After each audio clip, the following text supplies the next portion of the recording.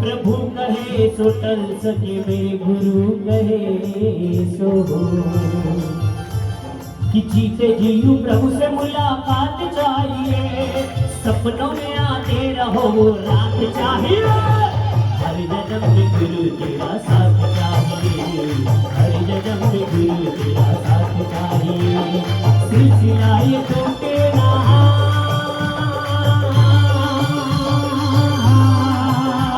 वो सिलसिला ये टूटना नहीं चाहिए। वो सारे भक्तों के सिर पे गुरु का हाथ चाहिए। हर जन्म में गुरु तेरा साथ चाहिए, हर जन्म में गुरु तेरा साथ चाहिए।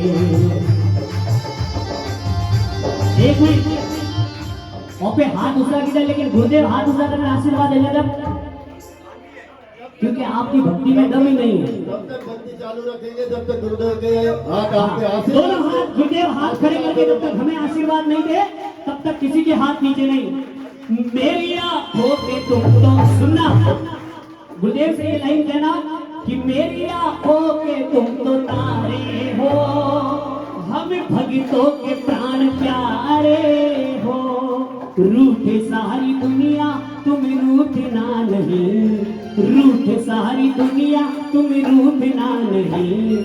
हमको तो तेरे प्रेम की बरसात चाहिए, हर जन्म में गुरु तेरा साथ चाहिए।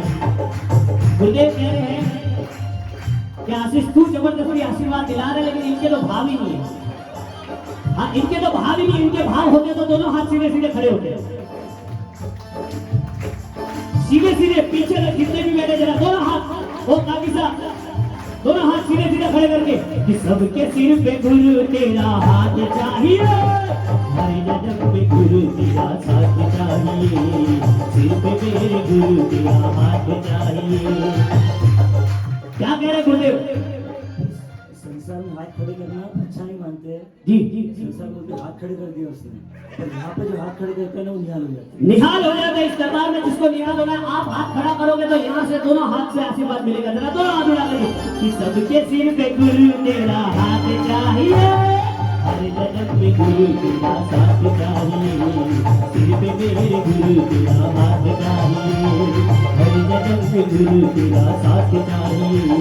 सिर पे मेरे गुरु तेरा हाथ चाहिए। ओ लेकिन संपत्ति साहब,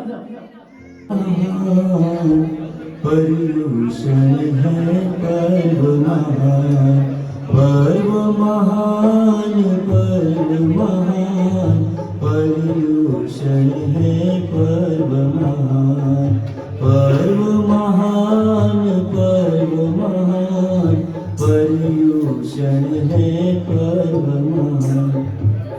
पर्वराज पर्युषण आया, त्याग वैराग का सौरभ लाया।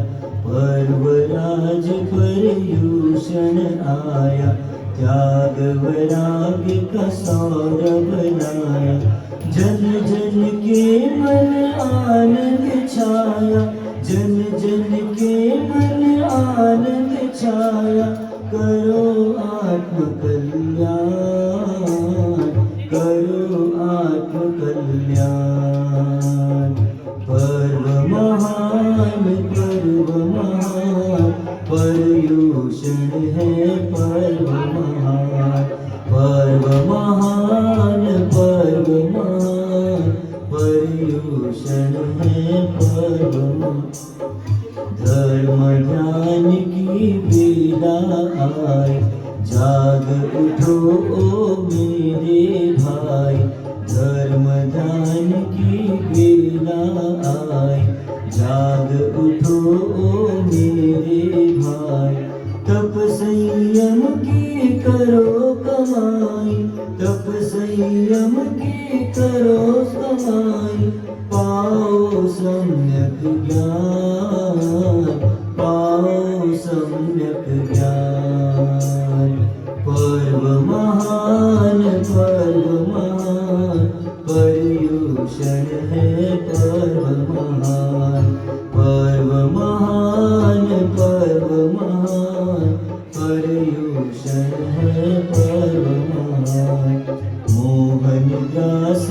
जागो प्यारे, माया ममता से हो न्यारे, मोह निद्रा से जागो प्यारे, माया ममता से हो न्यारे। तन्मय हो भक्ति में सारे, तन्मय हो भक्ति में सारे, करो प्रभु का ध्यान, करो प्रभु का ध्यान। पर्व महान पर्युषण है परमान, पर्व महान पर्युषण है परमान। जीवन अपना सफल बनाए, जीवन अपना सफल बनाए, प्रभु भक्ति से निज पद पाए, प्रभु भक्ति से निज पद पाए। अंतर मन में ज्योति जगाए, अंतर मन में ज्योति जगाए, हरे तिमिर अज्ञान, हरे तिमिर अज्ञान। पर्व महान पर्युषण है परमान, सर्वोत्तम है पर्व हमारा, आत्मशुद्धि का है सारा। सर्वोत्तम है पर्व हमारा, आत्मशुद्धि का है सारा। भवजल से करता है किनारा, भवजल से करता है किनारा, वीर प्रभु परमान, वीर प्रभु परमान। पर्व महान पर्युषण है परमान, पर्व महान पर्युषण है परमान, पर्व महान पर्युषण है परमान।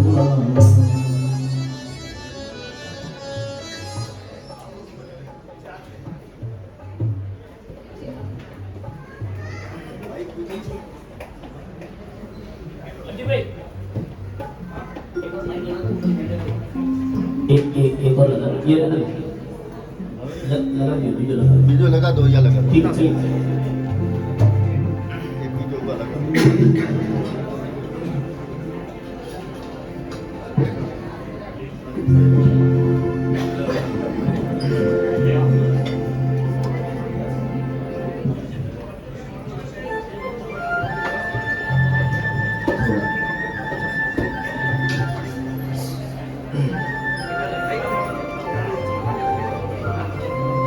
वीर प्रभु के ध्यान से पूर्णानंद अपार,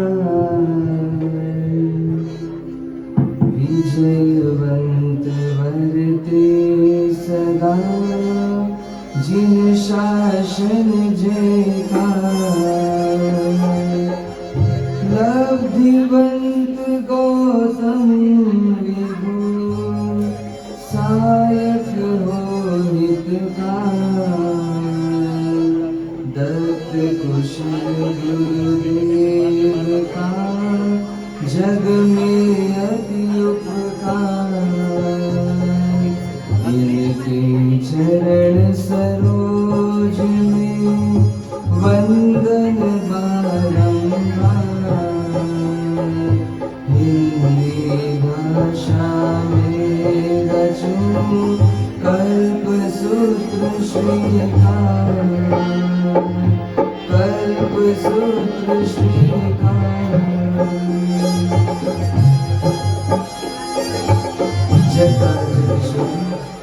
परम पिता परमेश्वर शासन नायक श्रवण भगवान प्रभु महावीर स्वामी के चरणों में कोटि से वंदन। अनंत लब्धि निधान शासन सिरताज गुरु गौतम स्वामी जी भगवान के चरणों में वंदन। खरतर दक्षिण आधार प्रातः स्मरणीय चारों ही पूज्य दादा गुरुदेवों के चरणों में वंदन। खरतर गच्छाधिपति एवं समस्त आचार्य भगवंतों के चरणों में अनंत अनंत वंदनाएं। मम जीवन उद्धारक, मम जीवन सर्वस्व, परम पूज्य परम श्रद्धेय गुरुद्वय श्री के पावन पुण्य चरणों में वंदना। पाठ पर विराजित तपस्वी रत्न पूज्य बड़े महाराज साहब को वंदन। सम आदरणीय मुनि भगवान, आदरणीय साधु जी महाराज साहब, जिन शासन अनुरागी भव्य श्रावक एवं श्राविका, पर्युषण पर्व के माहौल में आप हम सब परमात्मा के मार्ग को परमात्मा के जीवन चरित्र के माध्यम से समझने का प्रयास कर रहे हैं। और आज प्रसंग उपस्थित हुआ है कल्प सूत्र के वांचन के दौरान परमात्मा महावीर देव का इस धरती पर अंतिम बार अवतरण हो रहा है शरीर के साथ। ऐसा यह दिन आप हम सबके साथ उपस्थित हैं। स्वागत सिर्फ परमात्मा का नहीं करना है, स्वागत परमात्मा के मोक्ष मार्ग का करना है। मानो परमात्मा ही जन्म नहीं ले रहे हैं, परमात्मा के साथ मोक्ष मार्ग का भी जन्म हो रहा है। ऐसा आप हम सबको फील करना है। बाहर से हम सब तैयार होकर आ गए हैं, खुशियां मनाने के लिए आ गए हैं, संगीतकार भी आ गए हैं, गाने वाले भी आ गए हैं, महाराज साहब भी आ गए हैं, पर स्वागत किसका करना है आज? ये प्रश्न है हम सबके लिए। महावीर स्वामी का स्वागत, महावीर स्वामी का स्वागत मतलब क्या? तो कहते हैं जो आत्म स्वरूप है भगवान महावीर का, जो परमात्मा बनने वाला है, ऐसे परमात्मा स्वरूप का स्वागत करना है। कहते हैं कि इस जीव ने अनंत काल में अनंत की यात्रा करते करते कई बार परमात्मा के जन्म महोत्सव में गए। कदाच ऐसा भी संभव है कि मेरू पर्वत पर जाकर भी देवता बनकर के भी जन्म महोत्सव मनाया होगा। ऐसा पुण्य भी कई बार हुआ, पर कमी रह गई कि हम जैसे जीव जैसे अपने बच्चे का बर्थडे बनाते हैं, ऐसी परमात्मा का भी जन्म दिवस बना करके वापस लौट जाते हैं अपनी दुनिया में। पर आज ऐसा नहीं होना चाहिए, अब ऐसा नहीं होना चाहिए। अब वास्तव में क्या करना है? तो कहते हैं उन आत्मा के दर्शन करने हैं जो आत्मा इस जन्म में परम अवस्था को प्राप्त करने वाली है, मतलब परम पद को प्राप्त करने वाली है, मतलब आत्म गुणों का पूर्णतः विकास करने वाली है। ऐसे महावीर देव की आत्मा के दर्शन करना है, मतलब उनका स्वागत करना है। उनका जन्म या वांचन के दौरान तो हो गई, पर हृदय में क्या हो जाए? उस मोक्ष मार्ग का जन्म हो जाए, संसार की असारता का और वैराग्य के सुख का बीज हम सब में वपन हो जाए, तो जाकर के महावीर जन्म महोत्सव मनाना और उसके लिए सब कार्यक्रम करना क्या हो जाएगा?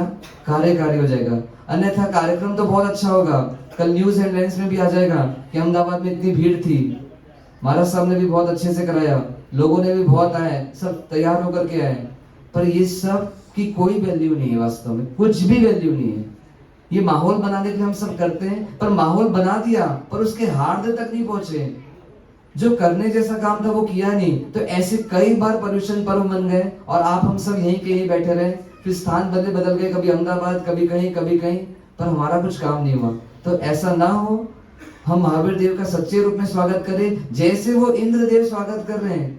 ऐसी हमारी भक्ति हो जाए कि परमात्मा में भक्त बनते बनते भगवान बन जाऊं। ऐसी लायकात, ऐसी पात्रता आज आपके जन्म महोत्सव में आ जाए कि इस संसार के राग में बहुत दुख है, ये दुख मुझे समझ आ जाए, ताकि इस चार गति संसार का अंत जो वह आप करने वाले हो वो अंत मैं भी कर सकूं। इस भावना के साथ हम वांचन पुनः प्रारंभ करते हैं।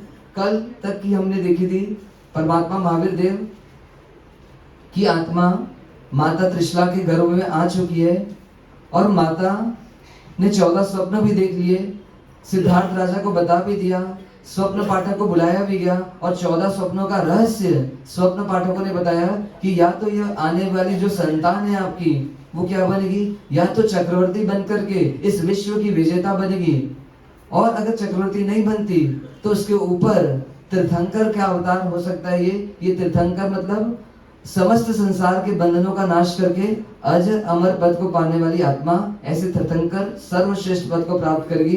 दोनों में से कुछ भी संभव है, पर माता पिता अभी निश्चय नहीं कर पा रहे कि ये तीर्थंकर की आत्मा होगी या चक्रवर्ती की आत्मा होगी। वो तो जब आएंगे इस दुनिया में, तब वास्तव में उनके वैराग्य को देख करके सब लोग अंदाजा लगा लेंगे कि ये संसार में अब टिकेंगे नहीं, संसार को छोड़कर जाएंगे। कथा को आगे बढ़ाते हैं।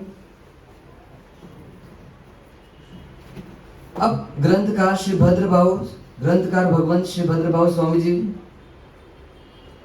जब माता को ज्ञात हो गया पुत्र आ गया है, पुत्र ने हिलना भी बंद कर दिया था और अभिग्रह लिया था। कहते महावीर स्वामी ने ये अभिग्रह किस अवस्था में लिया था? तो जब गर्भवास 6.5 महीने का पूरा होता है, तब परमात्मा की आत्मा ने यह अभिग्रह ग्रहण किया था कि मैं माता पिता के रहते दीक्षा नहीं लूंगा और उनके जाने के बाद ही दीक्षा लूंगा। क्यों ऐसा अभिग्रह हुआ?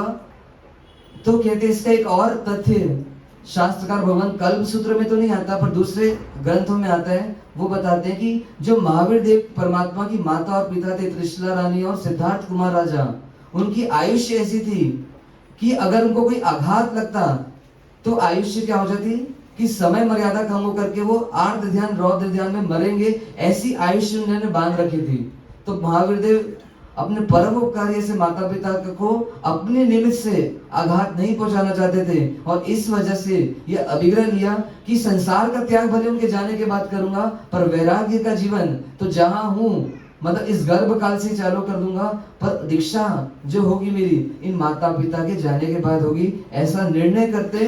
पर आप हम सबको यहाँ पे प्रेरणा लेना है कि परमात्मा जो करते हैं वो हमको नहीं करना है, परमात्मा ने जो हमारे लिए कहा है वो हम करना है। क्योंकि अगर माता पिता के रहते दीक्षा नहीं लेनी ऐसा नियम होता तो 24 के 24 तीर्थंकर परमात्मा इसी नियम से चलते। पर यहाँ पर इन्होंने द्रव्य क्षेत्र काल भाव को देखकर तीर्थंकर अपनी आत्मा का ध्यान रखते हुए और उनकी आत्मा का ध्यान रखते हुए निर्णय लेते हैं। पर ऐसा नियम नहीं है कि माता पिता के रहते दीक्षा नहीं हो सकती, ऐसा कोई नियम नहीं है। तो इसका अर्थ का अनर्थ ना करें और दूसरों को ऐसी दलील कभी ना दे कि माता पिता को छोड़ करके तो भगवान ने भी दीक्षा नहीं ली। तो ये सब फालतू की दलील करके उस सूत्र प्रभुना के दोष से बचे। अब यहाँ पर आगे वर्णन आ रहा है कि माता कौन सी माता है? तो कहते हैं जगत की जो मां बनने वाली, ऐसे त्रिलोकीनाथ को गर्भ में रखा है उन्होंने। तो कोई सामान्य आत्मा को गर्भ में नहीं रखा है, जो विश्व पूजनी बनने वाली है, इस त्रिलोक की मां बनने वाली है, मतलब समस्त जीवों की जो रक्षा करने वाली, ऐसी मां स्वरूप तीर्थंकर के जीव को उन्होंने गर्भ में धारण किया है। तो शास्त्रकार या देवी देवता या अन्य जो भी वहां पे रहते हैं, अब उनको उस गर्भ की रक्षा कैसे करनी? क्योंकि ये तुम्हारा ही सिर्फ पुत्र नहीं बन रहा है, ये जगत का क्या है, पालनहार बनने वाला है। तो तुम्हारी जिम्मेदारी है त्रिशला कि तुम इसका पालन कैसे करो, बड़ी सावधानी से और पूरे मतलब प्रिकॉशन के साथ उसका क्या करो, इस गर्भ का पालन करो। तो यहाँ पे हिदायत दे रहे माता को और उसके माध्यम से आप सबको कि गर्भ का पालन कैसे हो, उस टाइम क्या क्या ध्यान रखने योग्य बातें उसको बताए जा रहे हैं। तो सबसे पहले आहार संबंधी कि जो गर्भवती स्त्री है, त्रिशला रानी को बोल रहे हैं, पर आप हम सबको भी बोल रहे हैं कि गर्भवती स्त्री को कैसा आहार करना। तो अति शीत मतलब बहुत ठंडा आहार या बहुत गर्म आहार नहीं करना, बहुत ज्यादा मिर्च वाला आहार, बहुत ज्यादा मीठा आहार भी नहीं करना और बहुत ज्यादा रुक्ष आहार भी नहीं करना। कहते हैं अधिक घी वाला आहार जो चिकना पदार्थ है, ऐसे माखन आदि का आहार भी नहीं करना और अत्यधिक लूका आहार भी नहीं करना। मतलब यहाँ पे बोला जा रहा है कि अति सर्वत्र वर्जयते, ज्यादा किसी भी चीज की अति होगी तो वो नुकसान देगी। इस वजह से गर्भवती स्त्री को यहाँ पर अति कोई भी एक पर्टिकुलर आहार को करने की मनाही की जा रही है।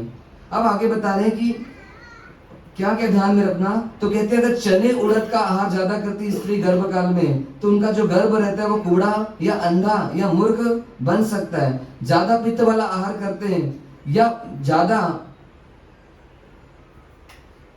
पित्त दोष जो लाए ऐसे आहार को करते हैं, तो कहते हैं वीर्य का दोष मतलब वीर्य का पतन इस शरीर से ज्यादा होता है। और कहते हैं ज्यादा दही कफ वाले आहार ज्यादा करते हैं तो गर्भ में को चर्म रोग होने की संभावना हो सकती है। ऐसा कौन बोल रहे? श्री भद्रभाऊ स्वामी जी बोल रहे हैं।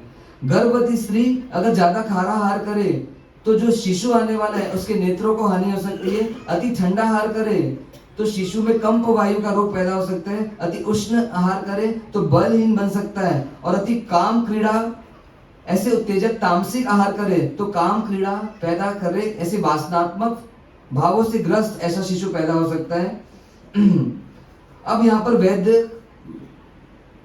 वैद्य शास्त्र मतलब वैद्य लोग जो हिदायत देते हैं उसको भी यहाँ पे संकलित किया गया है कि गर्भवती स्त्री को क्या करना, तो कहते हैं अधिक जलपान नहीं करना, उकड़े आसन में नहीं बैठना, दिन में ज्यादा सोना नहीं, रात्रि में जागरण नहीं करना, लघु नीति बड़ी नीति को रोकना नहीं, मतलब मात्रा आदि आए तो उसको रोक कर नहीं रखना। ऐसे 6 प्रकार की यहाँ पे हिदायत दी जा रही है क्योंकि ये रोगोत्पत्ति में निमित्त बनती है। अब जिस ऋतु में कौन सा भोजन करना है उसके बारे में भी यहाँ बताया जा रहा है। वर्षा ऋतु में नमक अमृत के समान होता है, तो वर्षा ऋतु में नमक थोड़ा ज्यादा ले सकते हैं। शरद ऋतु में यानी आश्विन कार्तिक में जल अमृत के समान होता है, तो जल वाली चीजें ज्यादा लें। और पौष मागसर में गाय का दूध अमृत के समान होता है। और शिशिर ऋतु में दही छाछ आदि अमृत के समान होता है। और वसंत ऋतु में घी जो होता है वो अमृत के समान होता है ऐसे। और ग्रीष्म ऋतु में यानी ज्येष्ठ आषाढ़ की ऋतु में जो गुड़ होता है, गला हुआ गुड़, वो अमृत के समान होता है। मतलब इन वस्तुओं की ऋतु के हिसाब से यहाँ पे मर्यादा बताई जा रही है।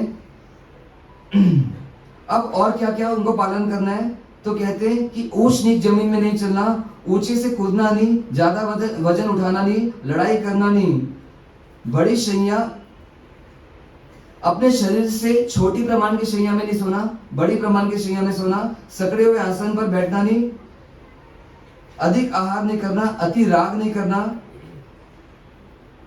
खट्टा भोजन नहीं करना, कसैला भोजन या बहुत ज्यादा मीठा भोजन भी नहीं करना, ऐसी हिदायत दी जा रही है।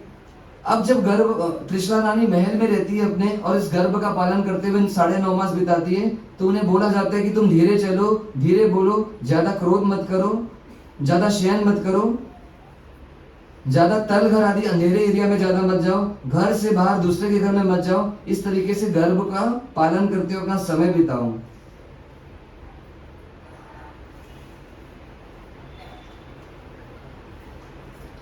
अब यहाँ पर गर्भ का पालन करते हुए त्रिशला रानी गर्भकाल का समय व्यतीत करती है।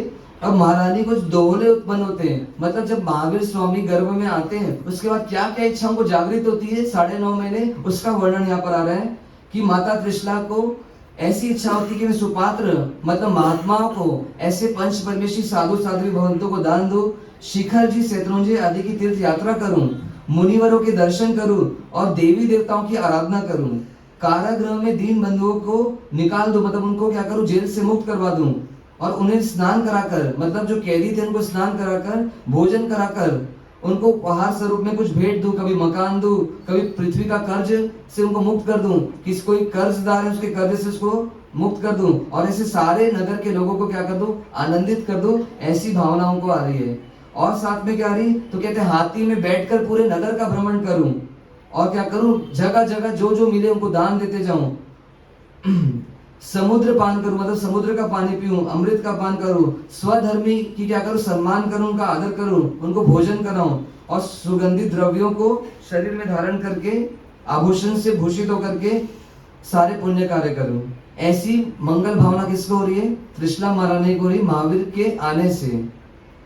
अब इसमें से जो जो मनोरथ सिद्धार्थ राजा पूरे कर सकते थे वो मनोरथ तो सिद्धार्थ राजा ने पूरे किए, और जो मनोरथ सिद्धार्थ राजा की बस की बात नहीं थी उन मनोरथों को किसने पूरा किया, तो कहते हैं इंद्र स्वयं आकर के महारानी त्रिशला के मनोरथों को पूर्ण करते हैं। और इस प्रकार महारानी त्रिशला हर्षपूर्वक क्या करती है, 9.5 महीने का काल लगभग पूरा करती है। अब जब 9 मास 7.5 दिन का काल पूरा करती है, जब परमात्मा का जन्म का समय नजदीक आता है, तो जब जन्म कल्याण का अवसर आता है, तो उस समय इस 14 राजलोक में क्या क्या विशेष होता है, तो शास्त्रकार भगवान बताते हैं कि जब परमात्मा की जन्म की घड़ी निकट आती है, तीर्थंकरों का जन्म होने वाला रहता है, तो कहते हैं नरक के जीवों को भी, पहली से लेकर के 7वीं नरक तक की जीवों की कुछ क्षण के लिए, जब परमात्मा जन्म लेने वाले रहते हैं, कुछ समय के लिए उनको साता मिलती है, वो कुछ क्षण ऐसा आता है जिसमें उनको साता विधि का अनुभव होता है। कहते हैं कि पहली से 7वीं नरक तक की जीवों को कभी भी साता विधि कर्म का उदय नहीं होता, मतलब जब से जन्म लिया है और जब तक मृत्यु नहीं होती उनकी वहां पर, तब तक असाताविनी कर्म को ही भोगते रहते हैं। मतलब शरीर में कष्ट कष्ट और पीड़ा पीड़ा ही चलती रहती है। पर जब परमात्मा आने वाले रहते हैं, उस समय कुछ क्षण के लिए उनको ऐसा एहसास होता है कि मानो बहुत समय से जो पीड़ा चल रही थी वो कुछ क्षण के लिए क्या हो गई है, रुक गई है। ऐसा एहसास होता है। कहते हैं कि नरक की भूमि में ऐसे तो अंधकार ही अंधकार रहता है, पर जब परमात्मा जन्म लेने वाले रहते हैं तब नरक की भूमि में कुछ समय के लिए क्या होता है, प्रकाश होता है। ऐसे परमात्मा का अतिशय नरक तक भी जाता है। कहते हैं पूरे 14 राजलोक के जो सारे जीव जगत हैं एक साथ एक समय में सुख का अनुभव करते हैं जब परमात्मा धरती पर अवतरित होने वाले रहते हैं। मतलब चाहे यहाँ के धरती पर आ रहे परमात्मा, चाहे महाविदेश क्षेत्र में जन्म लेने वाले हो, एक साथ एक समय में सारे जीव को एक सुख का आभास परमात्मा के आने से होता है। और कहते हैं कि ऐसा कभी नहीं हुआ है कि 1 से लेके 12 देवलोक तक के सारे 64 इंद्र एक साथ कभी इकट्ठा हो। पर परमात्मा का जब कल्याणक अवसर आता है, ऐसे जन्म कल्याण का महोत्सव जब होने वाला होता है, तब कहते हैं कि 64 इंद्र एक साथ एक समय में इकट्ठा होते हैं। मोदी जी का भी कुछ जन्मदिन आएगा, पूरा भारत इकट्ठा नहीं हो सकता, पर कहते हैं इस परमात्मा का इतना जबरदस्त अतिशय है कि उनके स्वागत में 64 इंद्र मतलब 64 इंद्र एक साथ एक समय में इकट्ठा होकर के महोत्सव की तैयारी करते हैं। तो ऐसे परमात्मा का अतिशय मानो प्रारंभ हो रहा है। प्रारंभ क्यों हो रहा है? क्योंकि तीर्थंकर बनने वाली आत्मा बाद में तीर्थंकर बनेगी जब दीक्षा लेकर के जाएगी। पर उनका पुण्य वैभव मानो बरस रहा है, उनके कुल में नहीं बरस रहा है, मानो 14 राजलोक के सारे जीव को मानो आनंदित कर रहा है। ऐसा तीर्थंकर अपना पुण्य मानो गर्भ में आने से ही बरसा रहे। इतना जबरदस्त पुण्य लेकर के आते कि अब इस पुण्य में कि एक ताकत ये भी रहती कि इस पुण्य में वो बहते नहीं है। कहते परमात्मा की जन्म से लेके अंतिम समय तक की पूरी झांकी, मतलब पूरी जो उनकी जीवन चलता है उसमें परमात्मा का वैराग्य बढ़ता ही जाता है। इस राग रंग की दुनिया में वो एक लेश मात्र भी क्या होते भटकते नहीं है। चाहे वो इंद्र जब उनका महोत्सव करते मेरू में, और चाहे फिर उनका महोत्सव यहाँ पर सिद्धार्थ राजा करेंगे, ऐसे सभी में परमात्मा मानो उदासीन भाव से जन्म से लेकर जीते रहते हैं। और उनकी यही कला उनको आगे जाकर के तीर्थंकर बनाती है। तो ऐसे परमात्मा का स्वागत कुछ ही समय में इस दिन, आज के दिन हम करेंगे। अब कुछ बातें और यहाँ पर बताई जा रही कि आज आप सबको आपका कर्तव्य निभाना है कि बोली का जो कार्यक्रम होगा उस बोली में सहभागिता दे करके जिन शासन की जो एक परंपरा है देव द्रव्य की वृद्धि करना, उसको आज वृद्धि करने का मौका है। परमात्मा ने आज जन्म लेकर के आप हम सब जीवों को मोक्ष मार्ग दिया। उन्होंने हमारे ज्ञान की वृद्धि करने के लिए हमारे पास आए। तो आज हम सबका ये रिस्पॉन्सिबिलिटी, ये कर्तव्य कि हम उस ज्ञान को तो भी धार नहीं सकते, इतनी ताकत नहीं कि उस केवल ज्ञान को, परमात्मा के सम्यक ज्ञान को आज के आज जी लें। पर परमात्मा के देव द्रव्य में क्या करें, अपनी यथाशक्ति अपनी भावना के अनुसार क्या करें, वृद्धि करें, ऐसा आदर्श प्रस्तुत करें। पर ध्यान रखिए कि बोली के समय जितने लोग भी आप हम सब एकत्रित हुए हैं, जो भी भावना लेकर के आए, मानो कोई भी स्वप्न की बोली आपको लेना है और आपकी इच्छा है कि आप 21,000 मन से तक की लेने की भावना है, तो आप शुरुआत ही 21,000 मन से करें। मतलब अपने पुण्य को बांधना भी है तो सीधे पुण्य जितनी इच्छा है वहां से बांधे, ना कि बोली को धीरे धीरे बढ़ाए। नहीं तो आपका पुण्य भी क्या होगा, हल्का हल्का धीरे धीरे बढ़ेगा। कभी आप 21,000 मन सोच कर आए और कभी बोली आपको 10,000 मन में मिल गई, आपको खुशी किस बात की होती? बोली मिली इसलिए कि आपको 12,000 रुपए मन कम हो गए, इसलिए सस्ती मिल गई। अगर ऐसी इच्छा हो रही है तो आपने अपने पुण्य को क्या कर दिया, कलंकित कर दिया है। जो उत्कृष्ट पुण्य आप बांध सकते थे तो क्या करें, आपने उस पुण्य को बांधा नहीं। ऐसे शास्त्र में नियम आता है कि आप जितनी इच्छा लेकर के आए बोली बोलने के लिए, भले बोली किसी और ने ली है, अगर आपने इतनी इच्छा कर ली कि यहाँ तक की बोली मुझे मिले तो मेरे को लेना ही है, तो वास्तव में उतना द्रव्य आपको बोली मिले ना मिले, आपको उतना द्रव्य देव द्रव्य में चढ़ाना ही चाहिए, क्योंकि वो आपने इच्छा कर ली है देव द्रव्य में देने की। तो चाहे बोली आपको मिले नहीं मिले, ऐसा नहीं हो कि बोली मिलेगी तो मेरे को चढ़ाना है। अगर आपने 10,000 मन तक का सोच कर आए और बोली किसी और ने भी ले ली, तो 10,000 मन वास्तव में आपको देव द्रव्य खाते में देना ही चाहिए। ऐसा शास्त्र का विधान है। अब अपनी अपनी मान्यता को चेक कर ले। आपकी ऐसी अगर मान्यता नहीं है तो परमात्मा महावीर देव का स्वागत हम कर रहे हैं, उसके सामने ये पैसे का हिसाब किताब ना हो हमारे मन में, इसका ध्यान रखें। जैसे आपने कुत्ते को बुलाया है कभी घर में कुछ देने के लिए, रोटी, बहुत दूर से इसको तू तू करके बुलाया, वो बहुत भागते हुए आया और उसको रोटी देने के लिए उसको बार बार ऊपर नीचे कर रहे हैं, बहुत हिला डुला करके उसको बहुत सहन करवा करके फिर एक एक टुकड़ा दे रहे हैं।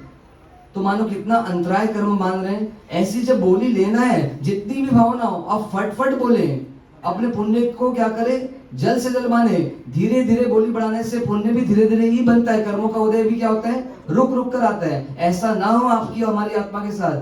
तो अपना विवेक को जागृत करके जो भी आपने सोचा है उसका पूरा ध्यान रखते हुए उपयोग करे और बढ़ चढ़ कर बोली ले। ऐसा सोचे कि बहुत लक्ष्मी का उपयोग मैंने अपने संसार के लिए कर लिया है, अपने परिवार के लिए कर लिया है, पर मेरे को परमात्मा का शासन वापस चाहिए, क्योंकि अभी मुक्ति नहीं हो पाएगी इस जीवन में। तो इन्वेस्टमेंट करना पड़ेगा, उनके बैंक में कुछ जमा करना पड़ेगा। तो मौका क्या है, अपने आप को समर्पित कर सकूं तो सबसे अच्छी बात है। पर अभी ये ताकत नहीं है, ये पात्रता नहीं है, तो कम से कम जिस द्रव्यों से मैं राग करता हूं, ऐसे पैसे संपत्ति का क्या करूं, दान करूं और अपने पुण्य का खाता खोलूं, ताकि मेरे को आगे ये महावीर देव और महावीर देव का शासन पुनः मिलते रहे। ऐसा रिजर्वेशन आज के दिन कर लो। ना जाने आप हम सब अगला परिवर्तन देख पाए नहीं देख पाए, इसलिए आज मौका मिला है तो जिसके जैसे भाव है उसका क्या करे, भरपूर प्रदर्शन करके बड़े ही अहोभाव के साथ अपनी लक्ष्मी का क्या करे, सुकृत में उपयोग करे। और जो नहीं भी ले रहे बोली, वो सब इन भावों से अनुमोदन करे कि हमारे जीवन में भी ऐसा अवसर आए कि परमात्मा के द्रव्यों में वृद्धि कर सकूं। इसलिए अब हम चालू करते कार्यक्रम। भाई आशीष भैया आए हैं, हम सबको भक्ति से भी जोड़ेंगे और गोली भी बुलाएंगे, तो सभी कार्यक्रम से जोड़ेंगे। किसी को पानी आदि के लिए जाना हो तो चुपचाप जाए, माहौल को डिस्टर्ब ना करें। ऐसे तो परमात्मा के जन्म जब तक नहीं हो रहा तब तक हमको कुछ लेना नहीं चाहिए, पर फिर भी ले रहे हैं। उनकी बेसब्री से इंतजार करना चाहिए उनका कि वो आ रहे हैं, क्योंकि सारा खेल भावों का है। आप यहाँ पे समय भी ले रहे हो, श्रम भी किए हो, दुकान भी बंद करके आओ। अगर भाव जगत नहीं बनाओगे तो पुण्य नहीं बनेगा आपको। तो हमको तो अपना पुण्य का विकास करना है, तो क्या करें, शुभ भावनाओं का इतना विकास करें कि मानो साक्षात परमात्मा अब अवतरित होने वाले, ऐसे उनका इंतजार कर करके अपने समय को यहाँ पर क्या करें, बिताएं। जिन आज्ञा विरुद्ध कुछ भी कहो वह सब मन वचन काया से तस्वीर शामिल करें। धन्यवाद गुरुदेव। और ऐसा बना देना जैसे पढ़ेंगे ना, हवा चल रही है, शांत वातावरण है, थोड़ा सा मीठी आवाज। सुनिए, चलिए देखिए, थोड़ा विनय विवेक रहिए। गुरुदेव ने इतनी बार फरमा दिया है, आपसे हाथ जोड़ के निवेदन है, बिल्कुल बातें ना करें। थोड़ी जाओ को रत्ता काल समय से पदुतरण नखतरण जोगमा गणम दारुगा हरिम दारिम प्रयारा।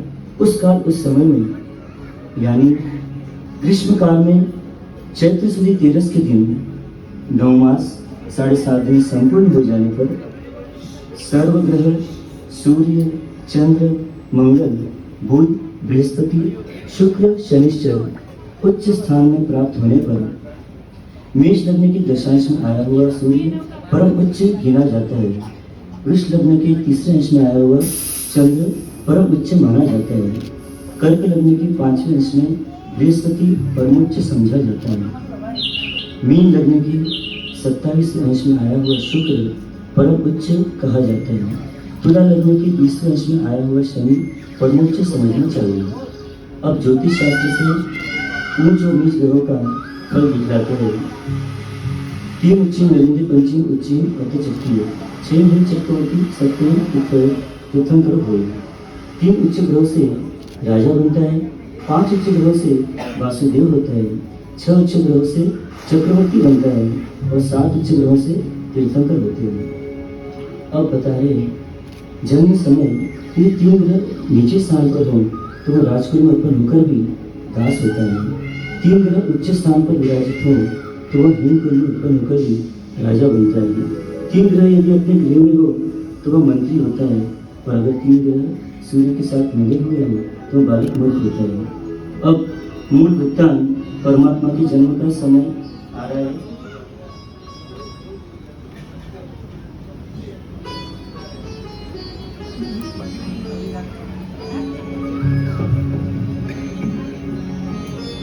जिस समय नहीं खड़े नहीं हो, सुनिए, आपको किसी को खड़े नहीं होना, सभी बैठ जाइए। व्यवस्था को बिगाड़े नहीं, बैठे बैठे श्रवण करिए, पाँव से खड़े हो जाए और शरीर से बैठे रहे। जिस समय समस्त दिशाएं निर्मल थी, तमाम शकुन जयकारी थे, समग्र देश हर्षित थे, सर्व पृथ्वी पर सुकाल था, सर्व धान्य उत्पन्न थे, सर्वत्र महोत्सव और मंगल प्रवर्तित थे। उस समय चैत्र शुद्ध 13 के दिन उत्तरा फाल्गुनी नक्षत्र में प्रधान चंद्रबल प्राप्त होने पर आरोग्यवर्धिनी जगत जननी तीसरा देवी की रत्न कुक्षी से विश्ववंद्य जगत पूज्य जगदीश्वर, खाली डंका वाले सावधान, कार्यकर्ता सावधान, अब बस परमात्मा का जन्म होने वाला है। जगत पूज्य जगदीश्वर श्री महावीर प्रभु का जन्म